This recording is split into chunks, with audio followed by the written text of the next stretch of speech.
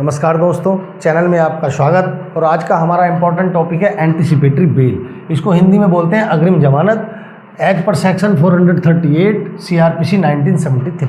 तो इसमें देखिए क्या क्या चीज़ कवर करेंगे। इसमें देखेंगे एंटीसिपेटरी बेल क्या है, इसकी आवश्यकता क्यों पड़ती है और कौन सी अथॉरिटी इसके लिए एम्पावर है, वे कौन से आधार हैं कि जिनको कोर्ट ये बेल ग्रांट करने से पहले कंसीडर करती है। और इसका इंपॉर्टेंट लास्ट का पॉइंट है ड्यूरेशन ऑफ एंटीसिपेटरी बेल, यानी एंटीसिपेटरी बेल की काल अवधि यानी टाइम वैलिडिटी कब तक है। एक बार बेल ग्रांट हो जाती है तो वो कब तक कंटिन्यू रहती है, इसको डिस्कस करेंगे। इससे पहले हम ये देखते हैं कि एंटीसिपेटरी बेल क्या है और इसकी आवश्यकता क्यों पड़ती है। एक्चुअली एंटीसिपेटरी बेल ये गिरफ्तारी होने से पहले जो बेल होती है धारा 438 में, उसको एंटीसिपेटरी बेल कहते हैं, अग्रिम जमानत कहते हैं। इसको हम प्री अरेस्टिंग बेल भी कह सकते हैं। और दूसरा जो गिरफ्तारी के बाद जो बेल ग्रांट होती है उसको रेगुलर बेल बोला जाता है, वो धारा 437 में ली जाती है CRPC। तो चलिए अब देखते हैं इसको क्या और इसकी आवश्यकता। तो जब कोई मुकदमा किसी व्यक्ति के खिलाफ या फर्जी FIR कोई दर्ज हो जाती है और वो भी नॉन बेलेबल ऑफेंस में, गैर जमानती अपराध में, तो पुलिस उसको गिरफ्तार करती है। जब गिरफ्तारी से बचने के लिए वो एक्यूज्ड पर्सन कोर्ट में एंटीसिपेटरी बेल लेने के लिए एप्लीकेशन फाइल करते हैं। और यदि आपको कोर्ट बेल ग्रांट कर देता है तो फिर पुलिस गिरफ्तार नहीं करेगी।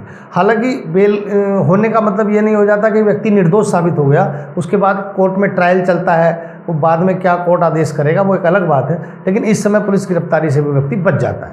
अब देखिए इसका सेक्शन, एक्चुअली ये फर्जी रिपोर्ट जो दर्ज हो जाती है उसमें ये 1973 से पहले CRPC में ऐसा कोई प्रोविज़न नहीं था, लेकिन लेजिस्लेशन ने 1973 में ये लॉ कमीशन की रिपोर्ट पर जब ये रिपोर्ट आई कि बहुत सारे मुकदमे फर्जी दर्ज हो जाते हैं और निर्दोष व्यक्ति भी जेल में चले जाते हैं, तो उसको रोकने के लिए, ताकि निर्दोष व्यक्ति जेल में जाने से बच जाए और पुलिस भी अपनी मनमानी न कर सके, ये प्रोविज़न 1973 में अमेंडमेंट करके ये कोड में ऐड किया गया। तो सेक्शन 438 का प्रोविज़न देखते हैं। तो देखिए धारा 438 ये बोलती है कि जब किसी व्यक्ति को ये विश्वास होने का पूरा कारण हो, पर्याप्त कारण हो कि उसको किसी नॉन बेलेबल ऑफेंस में गिरफ्तार किया जा सकता है, तो वह व्यक्ति जाकर के कोर्ट में एंटीसिपेटरी बेल के लिए एप्लीकेशन मूव कर सकता है। देखिए सेक्शन की लैंग्वेज को यदि देखें तो उसमें ऐसा कोई आवश्यक नहीं है कि आपके खिलाफ कोई मुकदमा दर्ज हुआ हो या FIR दर्ज हुई हो तभी जाकर के आपको एंटीसिपेटरी बेल के लिए जाना पड़ेगा। यदि आपके पास कोई ऐसा स्ट्रॉन्ग रीज़न है जिससे ये साबित होता हो, जिससे पता चलता हो कि मुझे किसी ऑफेंस में या पुलिस गिरफ्तार कर सकती है, तो भी वह व्यक्ति जाकर के कोर्ट में एप्लीकेशन एंटीसिपेटरी बेल लेने के लिए मूव कर सकता है। तो नेक्स्ट देखते हैं अथॉरिटी। देखिए इसके लिए कौन सी अथॉरिटी एम्पावर। तो इस प्रकार की एंटीसिपेटरी बेल के लिए आप एप्लीकेशन हाई कोर्ट और कोर्ट ऑफ सेशन दोनों जगह कहीं भी जाकर के मूव कर सकते हैं। आप डायरेक्ट हाई कोर्ट भी जा सकते हैं, 438 CRPC में यह प्रोविज़न है। लेकिन यदि आप हाई कोर्ट जाते हैं तो हाई कोर्ट आपसे ये पूछता है कि आपने सेशन कोर्ट में एप्लीकेशन क्यों नहीं फाइल की। तो मेरा व्यक्तिगत मानना यह कि सबसे पहले सेशन कोर्ट में ही एप्लीकेशन मूव करनी चाहिए। अगर वहाँ खारिज हो जाती है तो उसके बाद हाई कोर्ट में उसके अपील के लिए आपको जाना चाहिए।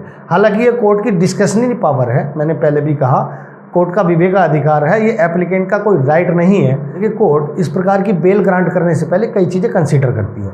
एक तो आपको एप्लीकेशन में पूरी डिटेल उस घटना की लिखनी होती है, आपको पर्टिकुलर जो ऑफेंस हुआ है उसके बाबत आपको ये जानकारी देनी पड़ेगी कि मुझे गिरफ्तारी किए जाने का कारण क्या है, मुझे आपको गिरफ्तारी की आशंका क्यों है, ये आपको पूरी डिटेल स्पेसिफिकली आपको लिखनी होगी। और दूसरी, अमुक घटना से प्रार्थी का कोई रोल नहीं है, ये बताना पड़ेगा कि मुझे जानबूझ करके इस मामले में फंसाए जाने का प्रयास किया जा रहा है। आप बेल बॉन्ड भरने के लिए तैयार हैं, ये भी आपको उसमें मेंशन करना चाहिए। और दूसरी, यदि कोई कंडीशनर आर्डर पास होता है तो उसके लिए भी प्रार्थी तैयार है, ये सारी बातें उसमें लिखी जाती हैं। और यदि आपके पास उस दिन जिस दिन ये घटना हुई उस दिन आप उस मौके पर नहीं थे, तो जिस जगह थे उस जगह का कोई सबूत उस बेल एप्लीकेशन के लिए फाइल करना चाहिए।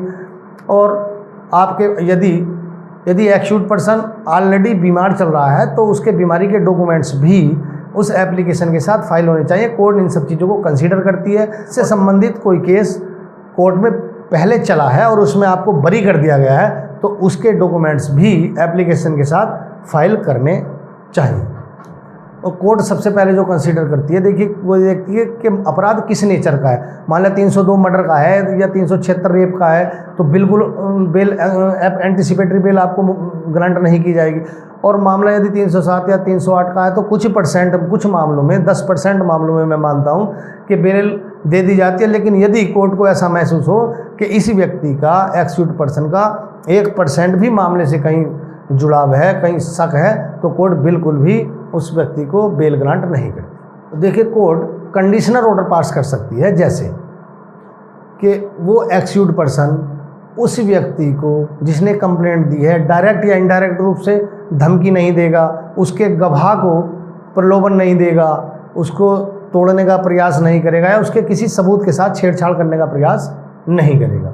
पुलिस इन्वेस्टिगेशन में यदि कोई पुलिस की उसके बाद भी कोई कॉल आती है तो तुरंत जा कर के पुलिस की पास जाएगा, या कोई भी एजेंसी इन्वेस्टिगेशन एजेंसी आपको बुलाती है तो वहाँ जा कर के आपको मदद करनी होगी। भारत छोड़ करके नहीं जाएगा बिना कोर्ट की परमिशन के, इंडिया से बाहर नहीं जाएगा। क्योंकि इस प्रकार के मामलों में सुप्रीम कोर्ट में 29 जनवरी 2020 को सुशीला अग्रवाल वर्सेस एनसीडी दिल्ली के मामले में एक जजमेंट दिया, और उसमें सुप्रीम कोर्ट ने कहा कि इस प्रकार के मामलों में कोर्ट को इस प्रकार की बेल ग्रांट करते वक्त उस व्यक्ति का एक्यूट पर्सन का व्यवहार क्या है, उसका इमेज क्या है, उसका इतिहास, आपराधिक इतिहास क्या है, उसका आपराधिक रिकॉर्ड क्या है, इन सारी बातों को कंसीडर करना चाहिए। तो नेक्स्ट आते हैं, इसका लास्ट इंपॉर्टेंट पॉइंट है ड्यूरेशन ऑफ एंटीसिपेटरी बेल, इसकी टाइम वैलिडिटी। तो देखिए इस कोड की सेक्शन में तो ये नहीं बताया गया कि ये अवधि, इसके बारे में कोई चीज़ मेंशन नहीं है, लेकिन एक सुप्रीम कोर्ट का लेटेस्ट जजमेंट है, उसके आधार पर इसको समझते हैं। देखिए 5 मार्च 2021 का एक जजमेंट है सुप्रीम कोर्ट का, वो भी राजेश प्रताप गिरी वर्सेज स्टेट यूपी के मामले में। उसमें डॉक्टर राजेश प्रताप गिरी को अक्टूबर 2019 को किसी मामले में एंटीसिपेटरी बेल ग्रांट हुई थी। तो दूसरे पक्ष ने ये एप्लीकेशन दी कि मामले में चूंकि चार्जशीट दाखिल हो चुकी है तो ये एंटीसिपेटरी बेल की अवधि समाप्त हो गई है, लिहाजा डॉक्टर राजेश प्रताप को रेगुलर बेल लेने के लिए एप्लीकेशन फाइल करनी चाहिए। तो मामले में सुनवाई करते हुए हाई कोर्ट ने उसकी टाइम अवधि मानते हुए ये आदेश दिया कि डॉक्टर राजेश को रेगुलर बेल लेने के लिए एप्लीकेशन फाइल करनी चाहिए। अब डॉक्टर राजेश प्रताप ने इस हाई कोर्ट के ऑर्डर को सुप्रीम कोर्ट में चैलेंज किया, और सुप्रीम कोर्ट ने यहाँ तक क्लियर किया कि यदि एक बार आपको एंटीसिपेटरी बेल मिल जाती है तो केस के ट्रायल तक, यानी केस की समाप्ति तक वो बेल आपकी कंटिन्यू रह सकती है, यदि वह व्यक्ति, वह एक्यूट पर्सन उस कोर्ट की बेल में दिए हुए आदेश के गाइडलाइन की पालना करता है। तो हाँ, वह एक्यूट पर्सन इस प्रकार एंटीसिपेटरी बेल की कंडीशन की पालना नहीं करता तो उस व्यक्ति को यह अधिकार होगा कि वह वहाँ जाकर उसको खारिज कराने के लिए एप्लीकेशन मूव कर सकता है उस कोर्ट में जिस कोर्ट द्वारा वह ग्रांट की गई थी एंटीसिपेटरी बेल। तो मुझे उम्मीद है दोस्तों वीडियो की जानकारी आपको अच्छी लगी होगी, तो please like, comments and share with other, channel subscribe also. Thank you for watching this, thank you so much.